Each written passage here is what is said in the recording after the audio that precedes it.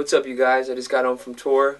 I promised on the last crash course that I would look through some of these questions and I would answer them, so here's a couple that stood out to me. The first one is Ukraine 1.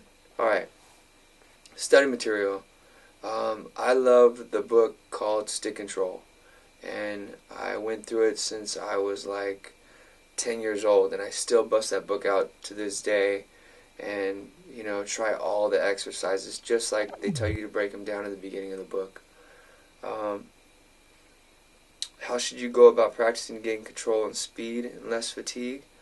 Practice for at least an hour a day. And don't always practice the stuff you're good at. Practice the stuff you have trouble with. And if your left hand's weaker than your right hand, do twice as much work with your left hand. What is it like to hear yourself on the radio, and do you listen to your own music if it's on?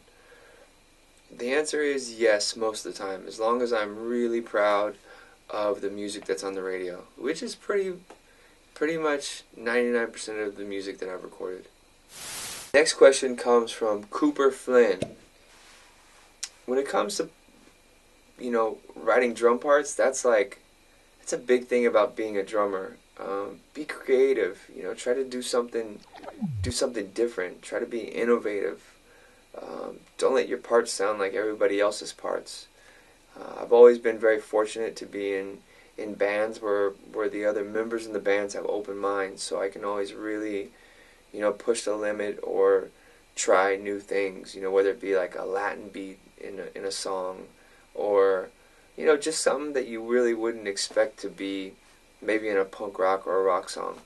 So just be creative, be innovative. As well as being a good drummer and having chops and playing well and having stamina, the hardest thing is to write creative, really great drum parts. And a million people can look at your drum parts after and go like, oh, I can play that, but the question is, did you think of it? Were you the first to play it? Did you create it?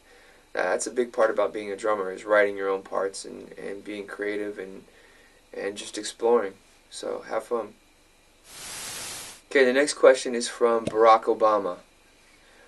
The answer is yes. From the time I wake up to the time I go to sleep, whether it's in an elevator, I'm tapping in an elevator, I'm always thinking of beats, or there's some kind of beat making or beat tapping going on 24/7. So yes.